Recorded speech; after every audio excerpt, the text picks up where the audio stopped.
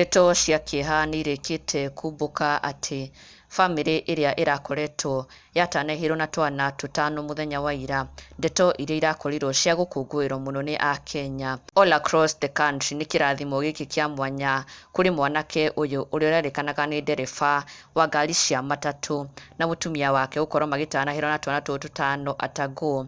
No rĩu ndeto cia kĩeha nĩ ciarĩkia gũkinya atĩ the babies have sadly passed away. All 5 babies nĩ makorwo a kũhurũka na nĩ ndeto ciakorwo igĩtiga Akenya na kĩeha kĩnene mũno just when they were celebrating these 5 babies, these 5 blessings, makorwo makĩhurũka na nĩ igũtha na kĩeha kĩnene mũno kũrĩ bamĩrĩ. Na twana tũtũ tũraciarĩtwo thibitarĩ-inĩ ya Margaret Kenyatta na they have died due to complications. Nĩ tũragĩciarĩtwo tũtakinyĩtie thikũ, they were premature babies na sadly they have passed away. O magĩthiĩ na mbere gũkorwo me under observation thibitarĩ-inĩ, nĩ tũrakĩigĩtwo nursery-inĩ tũgĩthiĩ o na mbere gũkorwo tũgĩkũra until tũgĩkinyie thikũ, but sadly they have passed away.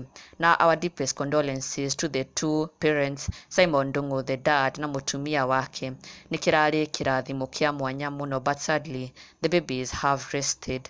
Na Akenya makĩyumĩria na njĩra nene mũno, maihũrĩtwo nĩ kĩeha magĩcakaya ndeto ici cia kĩeha, kuona atĩ nĩ marakoretwo magĩkenerera ũndũ ũyũ mũno, the birth of 5 babies at once, nĩ ũndũ marakenereire mũno na ũrakorwo ũgĩtrend, people were just so happy about it. But sadly rĩu nĩ magĩkorwo magĩtũngwo na ndeto cia kĩeha atĩ their babies have rested. Twana tũtũ maragĩkenereire nĩ twakorwo twa kũhurũka na makĩmacakaya na kĩeha kĩnene mũno, na oho kũũmĩrĩria bamĩrĩ ĩno ya Simon.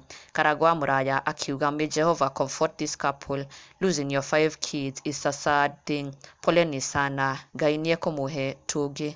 Na nĩma ona ithuĩ matukamera our deepest condolences na may God give them strength, Ngai ma aromũmĩrĩria na ma oguo Karangũ akiuga may God grant them other babies, tondũ ma rĩ nĩ igũtha inene mũno na kĩeha kĩnene mũno.